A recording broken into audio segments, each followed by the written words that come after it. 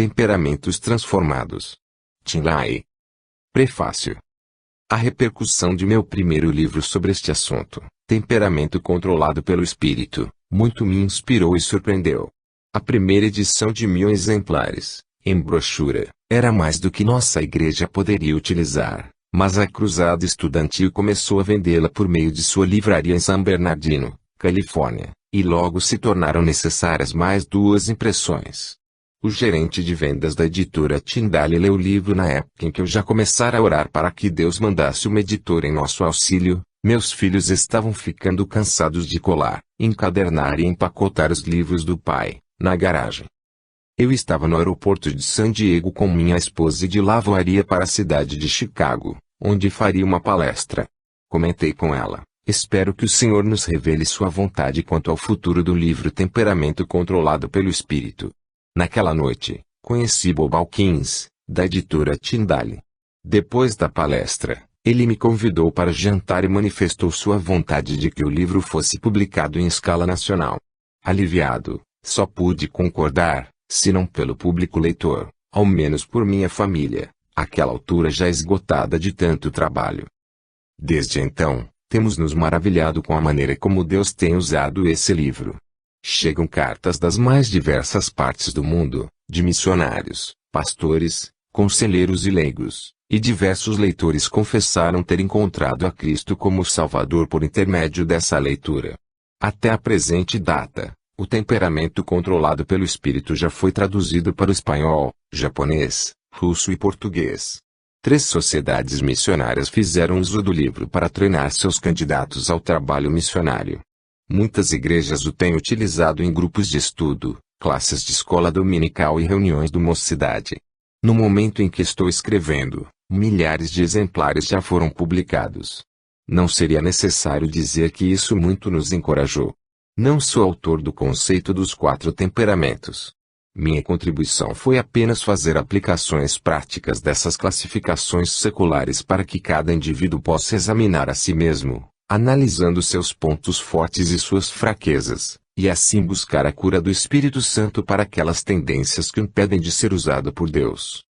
Temperamentos transformados é o resultado de pesquisas adicionais sobre o assunto, como também de nossos trabalhos de aconselhamento a pessoas em dificuldades. Foi inspirado pela descoberta de uma transformação de temperamento na vida de diversos personagens bíblicos. Transformação que hoje encontramos em cristãos cheios do Espírito Santo. Deve-se lembrar que essa mudança não depende do conhecimento dos 4 temperamentos, mas da plenitude do Espírito. As personalidades bíblicas que conheceremos foram transformadas antes da formulação da teoria dos temperamentos. Nossa esperança está na promessa de Deus. Portanto, se alguém está em Cristo, é nova criação. As coisas antigas já passaram. Eis que surgiram coisas novas. 2 Coríntios 5:17. 1. A teoria dos 4 temperamentos. Hipócrates, 460-370 a.C., é frequentemente chamado de pai da medicina. Sem dúvida, ele foi o gigante do mundo médico da antiga Grécia, e nos interessa por 2 razões. 1. Geralmente lhe atribuem o fato de a medicina se preocupar com os problemas psiquiátricos. 2. Reconheceu as diferenças de temperamento entre as pessoas e apresentou uma teoria que as explica. Earl e George Weah avaliaram da seguinte forma sua contribuição. No mundo antigo sabia-se das grandes anomalias de comportamento, mas geralmente eram atribuídas à intervenção dos deuses e, assim, não podiam ser estudadas com objetividade. Hipócrates, porém, se opunha ao sobrenaturalismo, defendendo a ideia de uma orientação biológica, sobre a qual desenvolveu uma abordagem empírica à psicopatologia. Sua maior força estava talvez na exatidão de suas observações e na capacidade de registrar cientificamente as conclusões a que chegava. Na verdade, muitas de suas descrições de fenômenos psicopatológicos permanecem válidas. Portanto, Hipócrates marcou o início de uma abordagem cuidadosa e observadora da personalidade anormal, que um dia seria aplicada ao estudo da personalidade normal. O interesse de Hipócrates pelas características do temperamento é notável, especialmente quando consideramos a relativa negligência desse importante problema no mundo moderno da psicologia. Como resultado de suas observações, Hipócrates distinguiu os 4 temperamentos: o sanguíneo, o melancólico, o colérico e o fleumático. De acordo com ele, o temperamento dependia dos humores do corpo: sangue, bilis preta, bilis amarela e fleuma. Assim, começou por observar as diferenças de comportamento, formulando uma teoria para elas. A teoria era bioquímica em sua essência, e embora sua substância tenha desaparecido, permanece ainda conosco sua forma. Hoje, porém, falamos de hormônios e outras substâncias bioquímicas em vez de humores, substâncias que podem induzir ou afetar o comportamento observado. Os romanos pouco fizeram na área do intelectualismo criativo, contentando-se em perpetuar os conceitos dos gregos. 1,5 século após o imperador romano Constantino tornar o cristianismo religião oficial em 312 d.C., esse império desmoronou, dando início à Idade das Trevas. Consequentemente, poucas alternativas ao conceito de Hipócrates foram oferecidas até o século XIX. Foram poucos os estudos feitos na área da personalidade, a ponto de H.J. Eisenk atribuir a ideia do conceito de 4 temperamentos a Galen, que o reativou no século XVII, e não a Hipócrates. O filósofo alemão Immanuel Kant foi provavelmente o que mais influência teve na divulgação da teoria na Europa. Embora incompleta, sua descrição dos 4 temperamentos, em 1798, foi bem interessante. A pessoa sanguínea é alegre e esperançosa, atribui grande importância àquilo que está fazendo no momento, mas logo em seguida pode esquecê-lo. Ela tem intenção de cumprir suas promessas, mas não as cumpre por nunca tê-las levado suficientemente a sério, a ponto de pretender vir a ser um auxílio para os outros. O sanguíneo é um mau devedor e pede constantemente mais prazo para pagar. É muito sociável, brincalhão, contenta-se facilmente, não leva as coisas muito a sério e vive rodeado de amigos. Embora não seja propriamente mau, tem dificuldade em não cometer seus pecados. Ele pode se arrepender, mas sua contrição, que jamais chega a ser um sentimento de culpa, é logo esquecida. Ele se cansa e se entedia facilmente com o trabalho, mas constantemente encontra entretenimento em coisas de somenos. O sanguíneo carrega consigo a instabilidade, e seu forte não é a persistência. As pessoas com tendência à melancolia atribuem grande importância a tudo o que lhes concerne. Descobrem em tudo uma razão para a ansiedade e em qualquer situação notam de imediato as dificuldades. Nisso são inteiramente o oposto do sanguíneo. Não fazem promessas com facilidade, porque insistem em cumprir a palavra e pesa-lhes considerar se será ou não possível cumpri-la.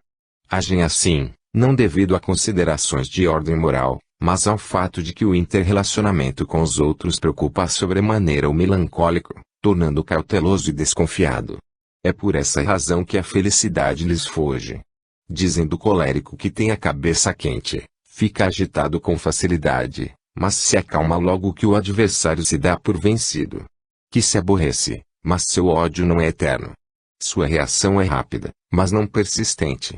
Mantém-se sempre ocupado, embora o faça contra gosto, justamente porque não é perseverante, prefere dar ordens, mas aborrece o ter de cumpri-las. Gosta de ter seu trabalho reconhecido e adora ser louvado publicamente. Dá valor às aparências, à pompa e à formalidade, é orgulhoso e cheio de amor próprio. É avarento, polido e cerimonioso, o maior golpe que pude sofrer é a desobediência. Enfim, o temperamento colérico é o mais infeliz por ser o que mais provavelmente atrairá a oposição. Fleuma significa a falta de emoção e não preguiça. Implica uma tendência a não se emocionar com facilidade nem se mover com rapidez, e sim com moderação e persistência. A pessoa fleumática se aquece vagarosamente, mas retém por mais tempo o calor humano. Age por princípio, não por instinto. Seu temperamento feliz pode suprir o que lhe falta em sagacidade e sabedoria. Ela é criteriosa no trato com os outros e em geral consegue o que quer, persistindo em seus objetivos, embora pareça ceder à vontade alheia. No fim do século XIX, o estudo do comportamento humano recebeu novo impulso com o nascimento da ciência denominada psicologia. Os meios acadêmicos consideram a fundação do Laboratório de Psicologia Experimental de da Universidade de Leipzig, em 1879, o início efetivo dessa disciplina. O Dr. W. muito provavelmente foi influenciado por Kant, pois também aceitava a teoria dos 4 temperamentos do comportamento humano. Ele fez exaustivas experiências, tentando relacionar esses temperamentos à estrutura do corpo, o que o levou ao estabelecimento da psicologia biotipológica, ou seja, a atribuição das características da conduta do indivíduo a seu tipo físico. Esse conceito, que encontra muitos seguidores, reduziu os tipos de personalidade a 3. Alguns estudiosos mais recentes dessa escola diminuíram para apenas 2, em uma classificação mais popularmente conhecida como introvertido e extrovertido. Sigmund Freud desferiu um golpe devastador na teoria dos 4 temperamentos no início do século passado.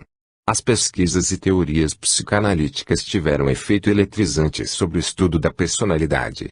Por meio da implementação de um ponto de vista totalmente determinista, Freud e seus discípulos refletiram sua obsessão pela ideia de que o meio ambiente determina o comportamento do indivíduo. Essa ideia, que é o extremo oposto da teologia cristã, minou seriamente a sociedade ocidental. Em vez de fazer o indivíduo sentir-se responsável por sua conduta, fornece-lhe uma válvula de escape que o isenta de seu mau comportamento. Se ele rouba, os comportamentistas tendem a culpar a sociedade, porque lhe faltam as coisas de que necessita. Se é pobre, culpam a sociedade por não lhe dar uma ocupação. Esse conceito não só enfraqueceu o senso natural de responsabilidade do homem, como também pôs em descrédito a salutar teoria dos 4 temperamentos. Entretanto, se pudermos provar que o homem herda, ao nascer, certas tendências de temperamento, a teoria do meio ambiente se desmoronará. Durante a primeira metade do século XX, a maioria dos cristãos parecia sofrer de um complexo de inferioridade intelectual. A comunidade erudita declarava alto e bom som a teoria da evolução como um fato. A psiquiatria e a psicologia subiram ao trono acadêmico, diante do qual todos os intelectuais se curvaram. Alguns, alegando falar em nome da ciência, ridicularizavam a Bíblia, a divindade de Cristo, o pecado, a culpa e a existência de um Deus pessoal. Muitos cristãos procuraram adaptar os conceitos bíblicos aos conceitos evolucionistas da ciência moderna. Essa atitude acomodatícia ajudou a produzir o liberalismo teológico, o modernismo, a neo-ortodoxia e uma igreja claudicante. Muitos cristãos permaneceram fiéis a Deus e à Bíblia durante esses anos difíceis, mas se mantiveram inexplicavelmente silenciosos. Uns poucos valentes estavam preparados e dispostos a enfrentar os eruditos em debates abertos. Hoje, vê-se uma mudança. A teoria da evolução, pedra fundamental da psiquiatria e da psicologia, se desmancha com o impacto das minuciosas e constantes pesquisas científicas. Muitos psiquiatras e psicólogos decepcionaram-se com a psicologia freudiana e o comportamentismo. Um século de observações confirma a perícia dos freudianos em diagnosticar os problemas da personalidade, mas levanta sérias dúvidas quanto à sua habilidade em curar os enfermos. Uma nova geração de psiquiatras está voltando a atenção para algumas das antigas ideias e pesquisando outras teorias. Alguns estão até mesmo enfatizando a responsabilidade do homem por seus atos, como a Bíblia nos ensina. Durante a primeira metade do século XX, apenas 2 escritores cristãos parecem ter escrito a respeito dos 4 temperamentos. Ambos eram europeus, mas suas obras foram amplamente divulgadas nos Estados Unidos. Um grande pregador e teólogo inglês, Alexander Witch, 1836 a 1921, realizou um breve trabalho sobre os 4 temperamentos, incluído em seu Tesouro de Alexander Witch. Depois de ler seu excelente livro Personagens Bíblicos, ninguém poderá duvidar de que ele foi um estudioso do tema. Entretanto, com respeito à teoria dos 4 temperamentos, a obra mais significativa de que tenho conhecimento é O Temperamento e a Fé Cristã, de Wallesby. O propósito do Dr. Wallesby foi ajudar os conselheiros a reconhecer os 4 temperamentos por meio de descrições detalhadas de suas características, a relacioná-los entre si e resolver os problemas típicos de cada um deles. Meu livro Temperamento Controlado pelo Espírito foi inspirado na leitura dessa obra. Como pastor conselheiro, recebi muita orientação dos proveitosos estudos do Dr. Wallesby, mas fiquei de certa forma angustiado pela condição desesperadora em que ele deixava a pessoa de temperamento melancólico. Pensei então, Se eu fosse do tipo melancólico, depois desta leitura, me suicidaria. Mas eu sabia que há muita esperança para o melancólico, como para qualquer dos outros temperamentos, no poder de Cristo Jesus. Foi então que Deus abriu meus olhos para o ministério do Espírito Santo na vida emotiva do crente. Comecei a desenvolver o conceito de que há uma força divina para cada fraqueza humana por meio da plenitude do Espírito. Depois de conversar a respeito dessa ideia com centenas de pessoas e de aconselhar muitas outras, estou mais do que convencido de que as 9 características da vida plena do Espírito Santo, mencionadas em Gálatas 5:22-23, contêm uma força para cada uma das fraquezas dos 4 temperamentos, mas o fruto do Espírito é amor, alegria, paz, paciência, amabilidade, bondade, fidelidade, mansidão e domínio próprio. Contra essas coisas não há lei. 2. A contaminação pelo freudianismo. Tem sido fascinante ver a reação dos leitores ao livro Temperamento Controlado pelo Espírito. Todo ser humano tem grande interesse em saber o que realmente o faz funcionar, razão pela qual a psicologia é matéria preferida por grande parte dos estudantes universitários. A explicação da teoria dos 4 temperamentos sobre as motivações do comportamento humano faz sentido para muitas pessoas. Donas de casa, estudantes, universitários, pastores, profissionais liberais e pessoas de todo tipo de vida facilmente se enquadram em um dos tipos. Soubemos que pessoas que trabalham em aconselhamento, pastores e psicólogos recomendaram o livro a seus clientes.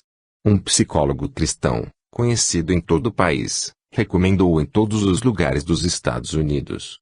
Diversos professores de psicologia em faculdades cristãs têm usado esse livro em seus cursos, e tenho sido convidado para falar sobre o assunto.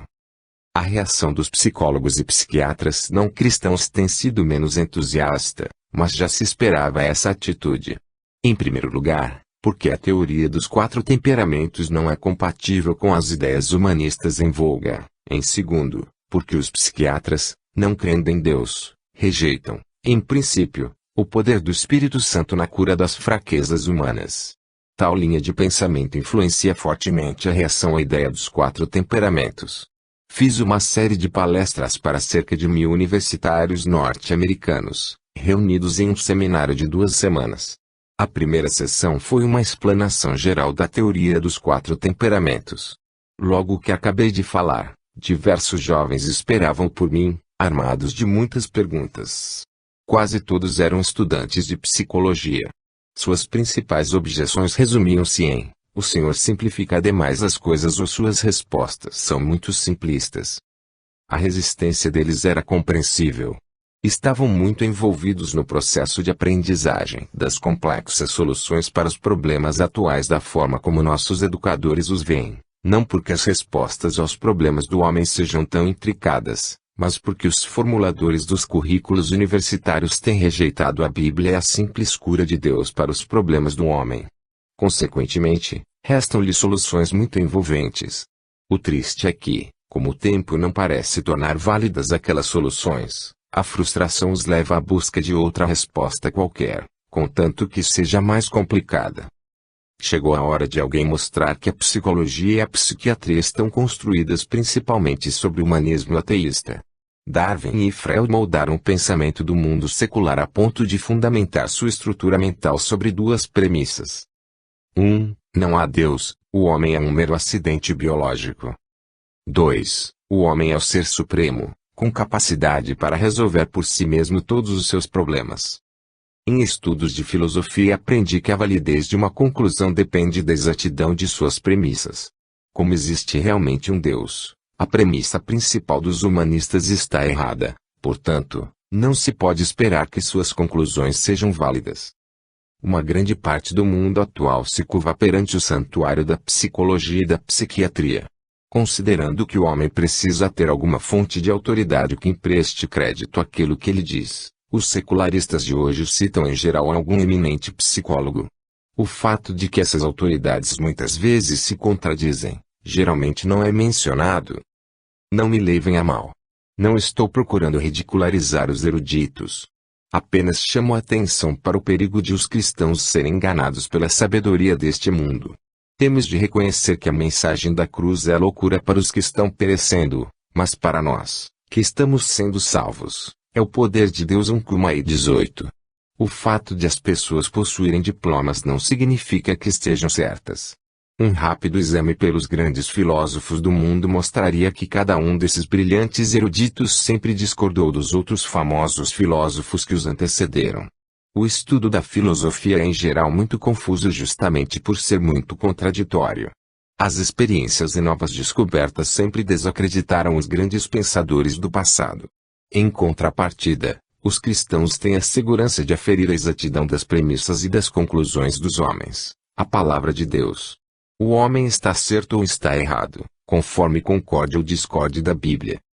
Uma estudante do último ano de psicologia procurou-me logo depois de ouvir uma das palestras que proferi em um seminário e disse-me: tenho de confessar que senti uma resistência tremenda às suas opiniões depois da primeira palestra. O senhor contradisse muitas coisas que eu aprendi, mas, ao escutá-lo, reconheci que a Bíblia realmente tem as respostas para os problemas do homem. Muito obrigada. O senhor foi uma bênção para a minha vida.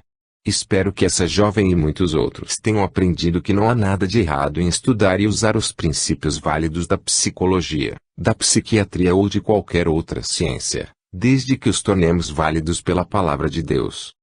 Quando falei em uma conferência de casais no lindo Forest Home, nas montanhas de San Bernardino, na Califórnia, havia um psicólogo assistindo àquela série de 7 palestras. Eu estava muito curioso para saber sua reação, já que sua expressão fisionômica nada demonstrava. Durante a última refeição, tivemos oportunidade de conversar. Ele me disse que trabalhava em aconselhamento havia 25 anos. Alguns meses antes, aceitara o Cristo como seu Salvador e Senhor. Aos poucos, ele se decepcionara com suas técnicas e os conselhos que dera durante tantos anos. Viera à conferência para ver se alguém poderia oferecer-lhe novas e melhores ideias. Concluiu então: estou voltando para casa com 2 impressões bem claras. Primeiro, é que a Bíblia tem as respostas para todos os problemas do homem. Segundo, é que elas são, na verdade, bem simples. Os 4 temperamentos parecem ser aceitos pelos cristãos porque são compatíveis com muitos conceitos das Escrituras. Da mesma forma que a Bíblia ensina que todos os homens têm uma natureza pecaminosa, os temperamentos indicam que todos têm suas fraquezas.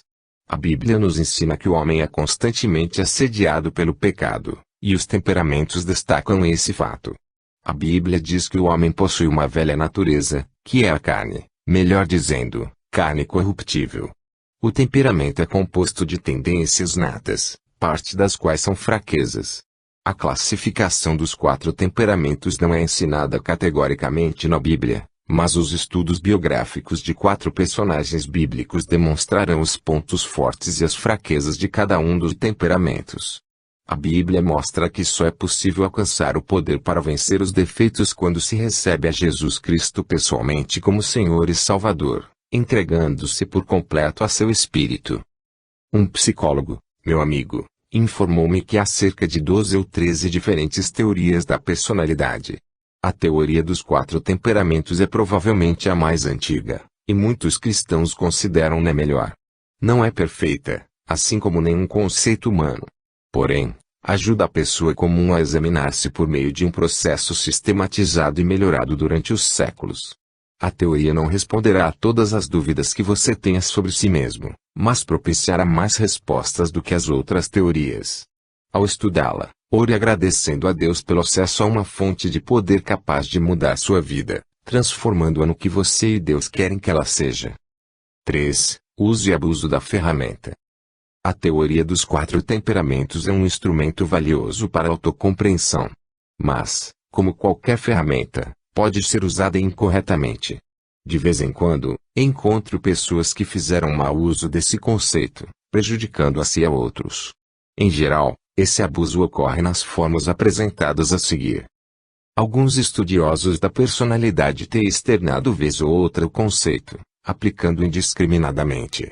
Não se contentando em apenas examinar e guardar para si as conclusões, eles fornecem aos indivíduos, sem cuidado algum, informações sobre seus temperamentos, delineando-lhes suas fraquezas características. Já vi pessoas humilharem familiares e companheiros de trabalho por apontar-lhes os traços desfavoráveis do temperamento e expor-lhes os defeitos. Nas palavras do psicólogo Dr. Henry Brand, não há nudez que se compare à nudez psicológica. A natureza humana nos induz à autoproteção, não apenas física, mas também psicológica. O indivíduo que, de propósito, se expõe ao ridículo, revela um senso deturpado de autopreservação emocional. Chego a pensar que tais pessoas expõem os seus defeitos insignificantes usando-os como escudo para esconder os defeitos maiores.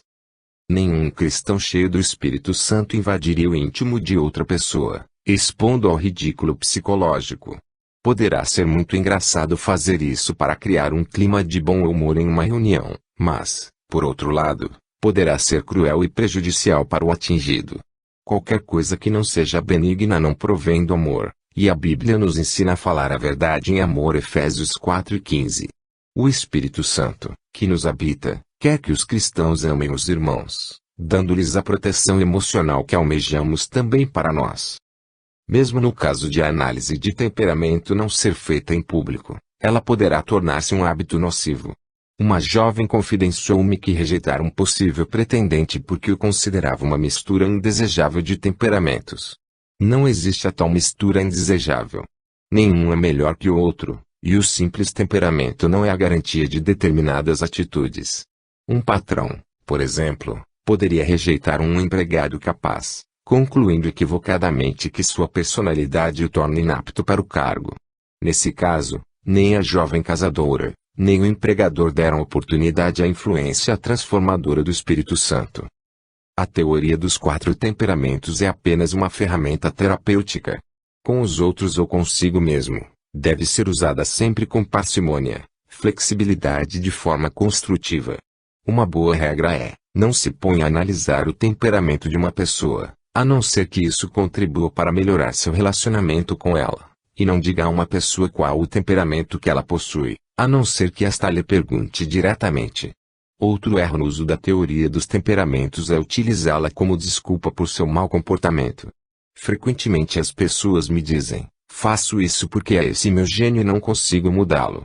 Esse engano, esteja certo, foi inspirado pela diabo. Além disso, demonstra incredulidade em Deus. O texto de Filipenses 4:13 é verdade ou não é, tudo posso naquele que me fortalece.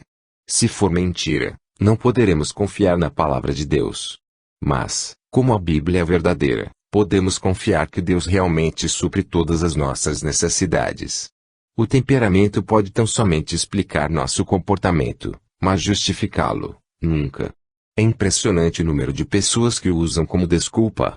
Note alguns comentários feitos na sala de aconselhamento.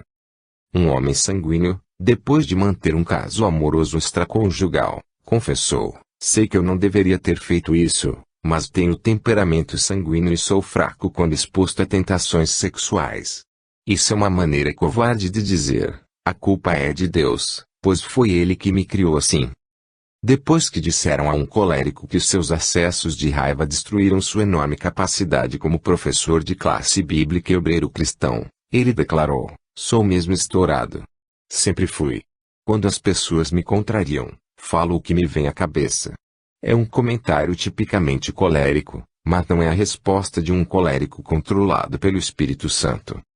Uma senhora de temperamento melancólico veio à minha clínica de aconselhamento depois que seu marido a abandonou com 3 crianças. Ele a abandonou não porque tivesse outra mulher em sua vida, simplesmente sentiu-se compelido a ir embora. E, ao partir, disse, como nada do que faço lhe agrada, resolvi sair de sua vida e deixar que encontre alguém que não tenha tantos defeitos quanto eu. Em lágrimas, essa mulher confessou, amo meu marido e não era minha intenção apontar seus defeitos a toda hora, mas sou perfeccionista, e ele é muito relaxado. O fato é que se erra tanto em pensar quanto em dizer alguma coisa, e eu sempre fiz questão de apontar todos os erros dele, não conseguia conter-me. Resultado, acabei pagando um preço muito alto por manter essa fixação um tanto egoísta, você não acha? Um fleumático cuja esposa, desesperada, finalmente o convencer a buscar aconselhamento admitiu que construíra uma câmara de som para sua psique e entrava nela cada vez que a esposa estava por perto. Ele era razoavelmente atencioso com as pessoas, mas em casa era como uma pedra. A companheira, de gênio alegre e vivaz, achava aquilo intolerável. O marido dizia: não me exalto, não gosto de briguinhas e confusões. Com essa atitude assumia a maneira mais eficiente de produzir úlceras, não só na esposa, como também em si próprio. Escapar da realidade, protegendo-se atrás de um muro de silêncio construído por ele mesmo, não é uma atitude compatível com o papel de liderança que deve ser exercido por um pai e marido no lar. Esses são exemplos de desculpas usadas para justificar um temperamento egocêntrico. Pouco ou nada se pode fazer, até que a pessoa esteja pronta a reconhecer que tem um problema. Em vez de culpar o temperamento por suas aberrações de comportamento, o indivíduo deve reconhecer seus defeitos natos e permitir que o Espírito Santo os modifique. Os atos refletem não apenas o caráter, mas também os costumes mais significativos. A personalidade nos encaminha para um padrão de conduta, o costume perpetua e reforça esse comportamento. O cristão não é escravo do hábito. Os hábitos, mesmo os mais arraigados na vida de uma pessoa, podem ser modificados pela fonte divina de poder que habita no crente. Saiba discernir seu temperamento. Só lhe será possível usar bem a teoria quando você souber discernir seu tipo de temperamento. Para um estudo mais extenso das particularidades de cada um, sugiro a leitura de meu primeiro livro, Temperamento Controlado pelo Espírito. Após examinar minuciosamente o gráfico dos temperamentos, você poderá descobrir suas características predominantes fazendo uma lista das que se destacam em sua personalidade. Observe primeiro seus pontos fortes, as qualidades-traço, porque é mais fácil ser objetivo quanto a seus atributos positivos do que quanto aos negativos. Uma vez determinadas as virtudes, procure encontrar as fraquezas correspondentes.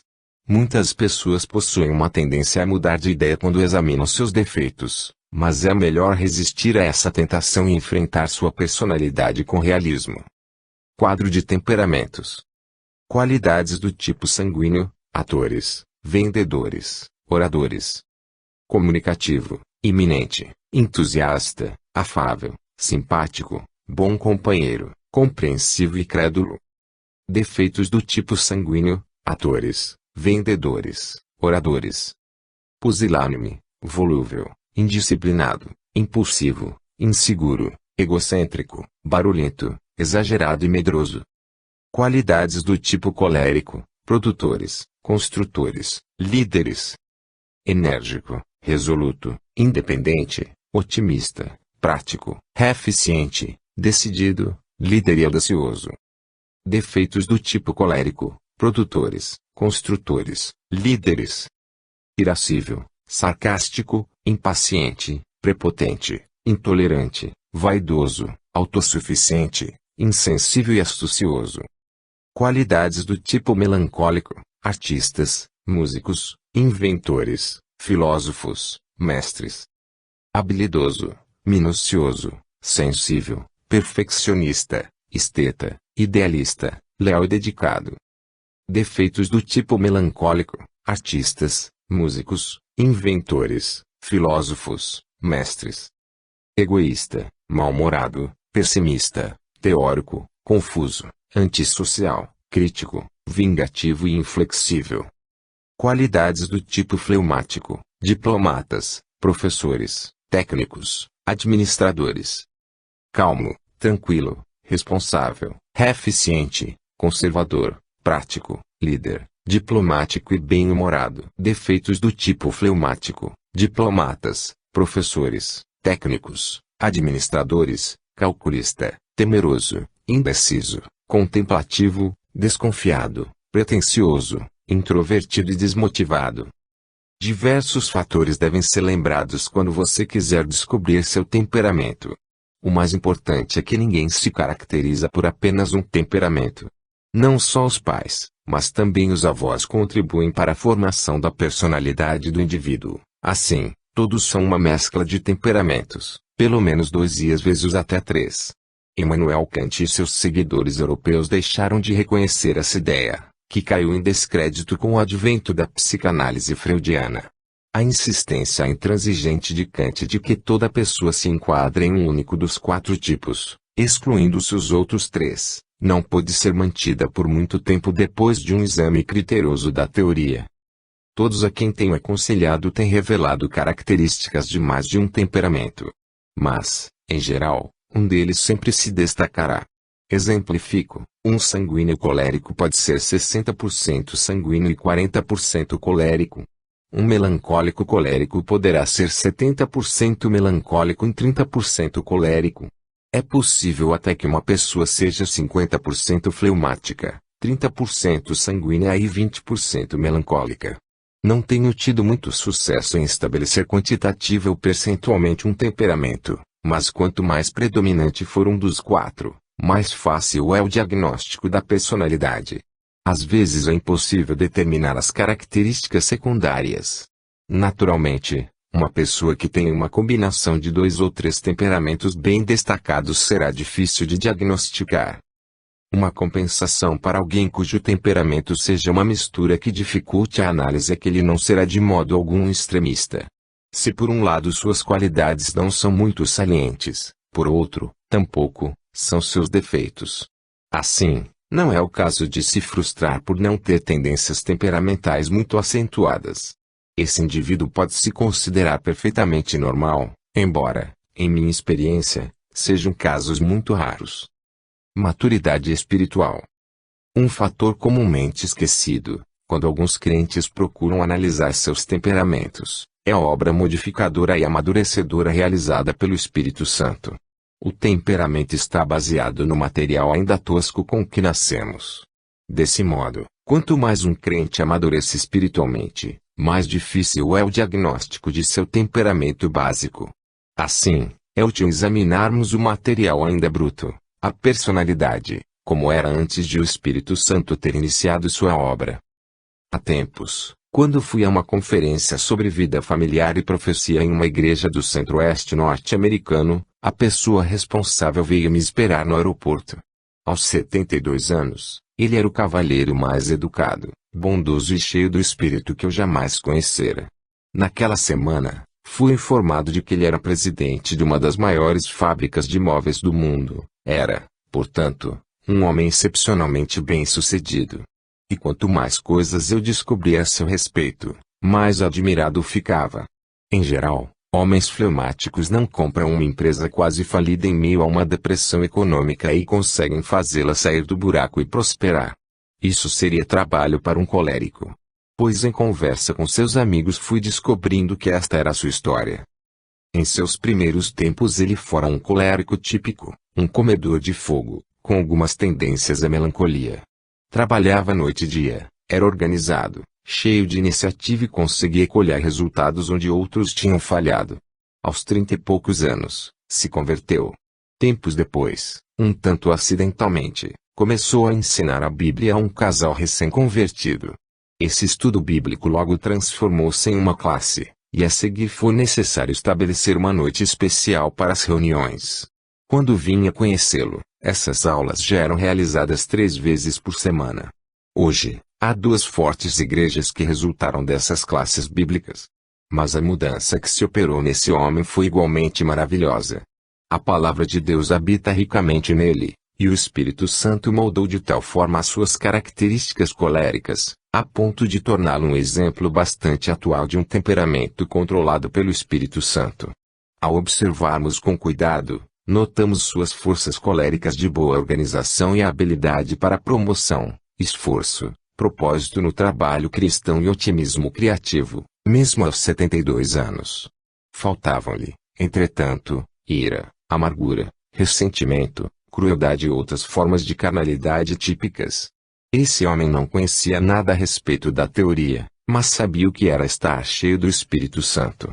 Não é necessário conhecer os princípios do temperamento para ser modificado pelo Espírito Santo, mas esses preceitos apontarão os defeitos mais perigosos de cada personalidade para que possamos apressar o processo de modificação. Outro fator a ser considerado quando estiver diagnosticando seu temperamento é a idade. A maioria dos temperamentos é mais fácil de distinguir entre os 15 e os 35 anos. Dessa época em diante, suas atitudes em geral se alternam, a não ser que os hábitos, As experiências ou outras pressões as acentuem. A condição física da pessoa também afetará suas expressões de temperamento.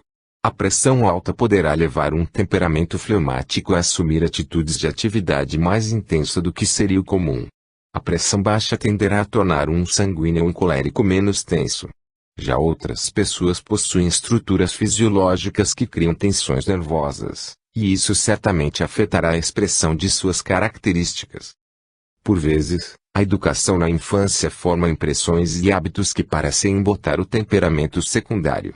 Libertada dessas inibições pelo Espírito Santo, a personalidade mostrará uma mudança marcante. Minha esposa, a quem quero muito, é um exemplo disso. Ela foi criada em um ambiente bastante severo e, durante os primeiros anos de nosso casamento, o medo era um fator preponderante em sua vida. Se naquela época eu tivesse diagnosticado seu temperamento, a teria considerado 70% fleumática e 30% sanguínea. As pessoas que a conheciam consideravam-na uma jovem suave, meiga e graciosa.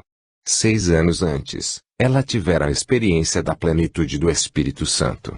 Desde então, a mudança tem sido surpreendente. Vi uma pessoa excessivamente retraída transformar-se em uma mulher vibrante, maravilhosa. Os temores que aprendiam foram afastados, provocando a libertação de impulsos sanguíneos antes reprimidos. Minha esposa, antes tão tímida, que dizia, acho que para mim seria melhor desaparecer do que falar em público, ou é meu marido o orador da família, tornou-se uma oradora dinâmica, capaz de magnetizar um auditório. Não é próprio das pessoas fleumáticas, mas sim das sanguíneas conseguir isso. Mas, como se for um botão de rosa abrir-se, Deus tomou minha esposa, antes tão fechada, que passou 4 anos em nossa igreja sem nunca ter sido sequer convidada para fazer uma palestra para um pequeno grupo da Sociedade de Senhoras, e agora usa em palestras para senhoras em muitas cidades da costa oeste dos Estados Unidos. A última vez que fui esperá-la no aeroporto, vinda de outro estado, comentei, se isso continuar assim, logo serei conhecido como o marido de Beverly Lai. As palestras são apenas uma das áreas de mudança nesta ex-fleumática sanguínea. Velhos amigos que encontram Beverly, hoje dinâmica e desinibida, quase não acreditam que seja a mesma pessoa. Se eu fosse diagnosticar seu temperamento nesse estágio de sua vida, diria que ela é mais sanguínea do que fleumática, talvez 55% sanguínea e 45% fleumática. Naturalmente, grande parte da mudança operada nela reflete a modificação feita pelo Espírito Santo, mas em parte deve-se também à eliminação de atitudes e hábitos de infância que inibiam seu temperamento predominante. Sei que essa mudança foi operada pelo Espírito Santo porque toda modificação tem sido fortemente positiva. Do que conheço do assunto, percebo que ela não desenvolveu nenhum dos pontos característicos negativos do sanguíneo. A vida nos mostra a importância do aprendizado no período da infância. Depois de levar seu filho à experiência com Cristo, a melhor coisa que você pode fazer por ele é dar-lhe um ambiente de amor e compreensão, onde tenha liberdade de agir por si mesmo. Isso não significa licença para fazer coisas erradas, nem exclui a disciplina, mas requer que os pais não descarreguem sobre os filhos as próprias frustrações de temperamento, que exercitem o amor, a compreensão e o autocontrole que vem do Espírito Santo. Toda criança tem de ser tratada como um indivíduo. Algumas precisam ser disciplinadas severamente com amor, enquanto outras podem entrar na linha com apenas um olhar mais sério. Mas os pais devem ser controlados pelo Espírito Santo de uma forma especial, para que os filhos, aquilo que eles têm de mais precioso, cresçam até alcançarem todo o potencial de suas habilidades individuais. Outro fator que pode afetar o comportamento da pessoa, criando uma impressão errada quanto a seu temperamento natural, é a existência de um trauma, que pode ter sido provocado por um único acontecimento ou uma série deles em sua vida. Esses traumas são mais predominantes nas áreas do medo, causando no indivíduo atitudes de retração e recolhimento. Por exemplo, alguns indivíduos que normalmente falariam em público, portanto têm tido uma experiência traumatizante, sentem-se tolhidos a ponto de nem tentarem. Se uma criança, por exemplo, tentar representar em uma peça de teatro na escola e for ridicularizada em vez de elogiada, pode desenvolver uma inibição que perdura a vida toda. Algumas pessoas, Quando se sentem envergonhadas, reagem com nervosismo, com risadas inadequadas ou alguma forma de comportamento irregular. Um menino de 8 anos de idade, do tipo sanguíneo, estava com a personalidade completamente alterada, à beira de um colapso nervoso. Em vez de ser um garotinho alegre, despreocupado, estava sempre carrancudo. Qualquer pessoa que o visse nessas condições concluiria que se tratava de uma criança extremamente melancólica. Na realidade, ele pouco tinha de melancólico no temperamento. O problema era a vida traumática que levara em casa. Os pais eram divorciados, mas antes da separação a criança fora testemunha constante das brigas intermináveis do casal. Isso acabou com todo o seu sentido de segurança, tão necessário. Quando os pais lançavam sobre o menino suas frustrações, gritando a cada vez do que fazia um barulho ou uma traquinagem que os desagradassem, ele se recolhia à sua colcha protetora e alimentava suas mágoas. Tinha poucas esperanças para o garoto quando a mãe e o padrasto o trouxeram ao meu gabinete. Mas depois que eles aceitaram a Cristo e cresceram na graça dele, cobriram o menino com o amor e a paciência de que ele tão desesperadamente precisava. Então houve a transformação, que é um testemunho do poder de Deus. Hoje ele está no último ano do ensino médio. Você jamais desconfiaria que esse jovem cheio de vida foi, aos 8 anos, um garoto fechado e triste. É evidente que o amor de Cristo transbordando dos pais para os filhos faz uma diferença enorme na maneira como eles se desenvolvem. É um erro perigoso pensar que determinado tipo de temperamento seja melhor do que outro, ou que um conjunto de temperamentos seja preferível ao outro. Kant considerava o colérico melhor. Alexander Witt, pregador, preferia o sanguíneo fleumático por ser mais acessível, simpático e, ao mesmo tempo, controlado. Mas Deus nos criou a todos para sua glória. Não importa quem somos, todos possuímos pontos positivos e negativos. Quanto mais forem os traços positivos, mais serão os negativos. Essa é a razão por que as pessoas muito talentosas frequentemente têm tantos problemas emocionais. Se você tiver traços positivos de temperamento em um nível médio, os negativos também se manterão nesse nível. Além disso, pode-se dizer que o pasto é sempre mais verde do outro lado do rio, isto é, as pessoas tendem a querer ser aquilo que não são. É raro conversar com alguém que esteja satisfeito com a personalidade que possui, pois todos nós temos consciência de nossas falhas e fraquezas. Infelizmente, é muito comum exagerarmos nossos defeitos e depreciarmos nossas qualidades. Essas tendências, com a força do hábito, podem induzir muita gente a achar que seu temperamento é o menos desejável. A natureza do temperamento de uma pessoa é mero acidente. Se você aceitou a Jesus Cristo como seu Senhor e Salvador, o Espírito Santo habita em sua vida. Por intermédio dele, suas fraquezas serão de tal forma modificadas que a pessoa que Deus quer que você seja se revelará. Os cristãos cheios do Espírito Santo são exemplos vivos de temperamentos transformados. Na Bíblia, revelação da vontade de Deus para o homem, lemos relatos da vida de muitos líderes espirituais. Vários desses personagens são exemplos clássicos da ação do poder transformador de Deus sobre o temperamento humano. Nos capítulos seguintes, examinaremos 4 desses homens.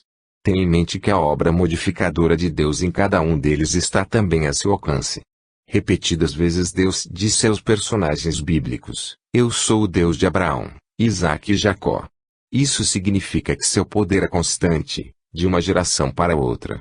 No Novo Testamento lemos que o Senhor Jesus é o mesmo ontem, hoje e para sempre. O mesmo poder que transformou homens no Antigo e no Novo Testamento hoje ainda é à nossa disposição, por isso, nos beneficiamos ao ver como Deus os transformou. 4. Pedro, o sanguíneo. Pedro é, provavelmente, o personagem mais querido do Novo Testamento. A razão é muito simples. Como é totalmente extrovertido, seus defeitos são visíveis a todos. Ele tropeça de modo impetuoso pelas páginas dos evangelhos, deixando à mostra a carne crua do sanguíneo. Em um momento é amável e alegre, no outro, assusta com suas atitudes. Sem dúvida alguma, é o homem mais sanguíneo da Bíblia. Examinemos as qualidades desse temperamento. O sanguíneo é caloroso, amável e simpático. Atrai as pessoas como se fosse um imã. Tem bom papo, é otimista e despreocupado, é a vida da festa. É generoso, Compassivo, adapta a seu ambiente e ajusta-se aos sentimentos alheios. Porém, como os outros temperamentos, tem seus defeitos. Em geral tem pouca força de vontade, emocionalmente é instável e explosivo, irrequieto e egoísta. Na mocidade, é considerado aquele que vai ser mais bem-sucedido, raramente, entretanto, alcança o que dele se espera. Tem grande dificuldade em seguir detalhadamente as instruções e quase nunca fica quieto. No fundo dessa capa de ousadia, ele é muitas vezes inseguro e temeroso. Os sanguíneos são bons vendedores, oradores, atores e, não raro, tornam-se líderes. O apóstolo Pedro é, com exceção do Senhor Jesus Cristo, o homem que mais sobressai nos evangelhos e ocupa a situação relevante nos primeiros 10 capítulos de Atos. Ele falava mais do que os outros discípulos e conversava com maior frequência com o Senhor. Nenhum discípulo, a não ser Judas, o Iscariotes, teve reprovação mais severa, e nenhum outro discípulo ousou, como ele, repreender o Senhor. Por outro lado, nenhum discípulo testemunhou, como Pedro, tanto respeito e amor por Cristo e nenhum outro recebeu louvor tão pessoal do Salvador. Pedro tinha um carisma que atrai as pessoas, sejam elas daquele primeiro século, sejam os leitores do século XXI. Sem dúvida, Pedro exibia calor, intensidade e ação dinâmica. Essa qualidade sanguínea é provavelmente a razão pela qual Hipócrates concluiu ser esse temperamento causado por sangue quente. Alexander Witt disse dele: a pior doença do coração humano é a frieza. Bem, Pedro tinha muitos defeitos, porém jamais coração frio. As falhas de Pedro estavam todas justamente no calor de seu coração. Tinha a mente vibrante, era impulsivo demais, cheio de entusiasmo. Seu coração quente sempre lhe subia a boca e muitas vezes ele falava quando deveria ter ficado quieto. Pedro era transparente e nunca deixava seus amigos em dúvida quanto ao que pensava, ele lhes falava tudo. Essa tendência tão extrovertida torna seu temperamento mais fácil de escolher para estudo na Bíblia. O único que encontra dificuldade em diagnosticar um temperamento sanguíneo é o próprio sanguíneo. Ele raramente analisa seus pensamentos e suas ações, apenas irrompe com impulsividade e se lança de uma crise a outra. Muitos sanguíneos têm provocado gargalhadas nos amigos ao declarar: não consigo determinar meu temperamento. O sanguíneo é o único que não sabe. Evidentemente, ele tem pouca habilidade analítica e não é dado à introspecção ou autoexame. Pedro deixa a impressão de ter sido um homem de grande estatura física, quando caminha vigorosamente pelas páginas dos primeiros 5 livros do Novo Testamento. Não temos, é claro, como saber ao certo, porque não há uma descrição física do apóstolo. Em geral, os sanguíneos impetuosos que fazem a história em lugar de escrevê-la são homens de grande porte. Pedro devia ser assim. Não importa qual a circunstância, ele sempre sobressaía. Nascera para ser líder. O relato bíblico sobre Pedro é bem completo, o que faz dele um excelente exemplo para nosso estudo. É fácil diagnosticar suas qualidades e seus defeitos e, em Atos, temos detalhes do que demonstram como o Espírito Santo fortaleceu em suas fraquezas. Em lugar de experimentar a frustração comum à maioria dos sanguíneos, Pedro foi de tal forma encorajado quando experimentou a plenitude do Espírito que se destaca como um dos sanguíneos mais bem-sucedidos de que temos conhecimento. Ele não só foi o homem de maior influência na igreja dos primeiros tempos, como continua um desafio para os cristãos, um exemplo do que o Espírito Santo pode fazer com uma vida entregue a ele. Impulsivo. Quando André levou a Jesus seu irmão sanguíneo, Simão, este parecia bem longe de se tornar um futuro líder espiritual. Pelo contrário, era apenas um pescador barulhento, profano e genioso, cujo traço mais evidente era a impulsividade. Quando agia, fazia-o de imediato, como dizem as Escrituras. Quando um diálogo ia cessando, era ele quem o continuava. Falava pelos cotovelos. Era chamado o que fala pelos discípulos. As palavras, então disse Pedro, são introdutórias de mais expressões do que a soma total das falas de todos os outros discípulos. Quando o Senhor chamou a Pedro em Mateus 4:20, sua pronta reação foi: no mesmo instante eles deixaram as suas redes e o seguiram. Quando as viagens de Jesus levaram os discípulos para perto da casa de Pedro, este impulsivamente convidou a todos para comer e dormir ali. Não levando em consideração o fato de sua sogra estar doente. MC 1:29-30. Porém, como acontece tantas vezes na vida de um cristão sanguíneo, o Senhor Jesus se interpôs, curando milagrosamente a mulher, que passou a ajudar a esposa de Pedro a servir. O temperamento impetuoso de Pedro é visto com clareza na noite em que Jesus andou sobre o mar. Senhor, disse Pedro, se és tu, manda-me ir ao teu encontro por sobre as águas. Venha, respondeu ele. Então Pedro saiu do barco, andou sobre as águas e foi na direção de Jesus. Mateus 14:28-29. Quem, a não ser um sanguíneo impulsivo e até um tanto infantil, iria querer deixar a segurança do barco e andar por cima da água? Essa história ilustra também uma tendência comum, porém menos notada. Apesar de sua valentia e coragem aparentes, em geral o sanguíneo é bastante medroso. Salta sem olhar, mas logo fica apreensivo quanto às consequências do salto. Foi exatamente isso que aconteceu com Pedro. Depois de alguns passos na água, em vez de olhar para o Senhor, reparou no vento, ficou com medo e, começando a afundar, gritou, Senhor, salva-me. E, prontamente, Jesus, estendendo a mão, tomou e lhe disse, homem de pequena fé, por que você duvidou? MT 14:30-31. Essa característica do sanguíneo de saltar antes de olhar e depois tremer com as possíveis consequências mudará quando o Espírito Santo transformar sua vida. Ele se tornará pacífico, terá domínio próprio e esperará no Senhor, em vez de correr desesperadamente em todas as direções. Em lugar de tremer, manterá seus olhos fixos em Cristo e nas circunstâncias em que se encontra. Quem vê a situação terá suas dúvidas, mas Pedro é um bom exemplo do que se deve fazer quando dúvidas, ansiedades ou temores tomam conta de você. Ele clamou ao Senhor, salva-me. E Cristo salvou. Não devemos ser demasiadamente severos com a atitude incrédula de Pedro nessa ocasião. Ao menos ele teve fé a ponto de sair do barco e entrar no mar impetuoso. Foi mais do que os outros discípulos fizeram, e alguns deles teriam lucrado se tivessem um espírito mais audacioso. Uma das explosões de Pedro nos oferece um vislumbre cheio de humor quanto a seu constante impulso para falar. Na posição de um dos 3 discípulos preferidos, Pedro, juntamente com Tiago e João, foi com o Senhor ao Monte da Transfiguração. Jesus foi transfigurado diante deles. Sua face brilhou como o sol. A esses 3 homens foi dado o privilégio de ver a glória divina do Senhor brilhando por meio de sua humanidade. Então apareceram Moisés e Elias, 2 dos homens mais respeitados da história de Israel, conversando com Jesus.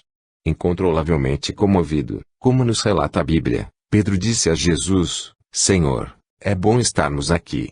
Se quiseres, farei 3 tendas, uma para ti, uma para Moisés e outra para Elias. MT 17:1-13. Sempre que um sanguíneo não sabe o que fazer, ele fala. É certo que romperá qualquer período de silêncio tenso com palavras, por vezes ditas na hora errada, desnecessárias ou até mesmo inconvenientes. Esse foi o caso de Pedro. Ninguém havia perguntado, porém, ele já veio como uma resposta. Se houve uma hora em que se devia manter a boca fechada, essa foi uma delas. Mas Pedro não se sentiu envergonhado. Ele tinha que dizer algo, então falou inadvertidamente, Senhor, é bom estarmos aqui. Não é um exemplo clássico? Ali estava ele, desfrutando o raro privilégio de ver 2 homens que haviam morrido cerca de 1000 anos antes, e disse, é bom estarmos aqui. E isso não bastou. Nosso tagarela impulsivo prossegue sugerindo que façam 3 tendas. Não lhe ocorreu que os espíritos de homens mortos não precisam de tendas, e que permanecer no cume do monte faria malograr o propósito de nosso Senhor em vir ao mundo. Sei que as intenções de Pedro eram boas, geralmente o são traço, mas nada muda o fato de que suas ideias impulsivas e impensadas são frequentemente mal dirigidas. Nessa ocasião, ele estava tão enganado que o Deus Todo-Poderoso falou dos céus estas palavras, Este é o meu filho amado de quem me agrado. Ouçam-no. Pedro deveria ter escutado, e não falado. MT 17:5. A ilustração mais conhecida da impulsividade de Pedro deu-se no jardim do Getsemane. O Senhor Jesus acabara de beber do cálice da nova aliança em seu sangue e estava pronto a se oferecer em sacrifício pelos pecados do mundo. Uma multidão armada de espadas e achotes, vinda da parte do sumo sacerdote, fariseus e oficiais do povo, surgiu para prendê-lo à força. João nos conta que Simão Pedro, que trazia uma espada, tirou e feriu o servo do sumo sacerdote, decepando-lhe a orelha direita. O nome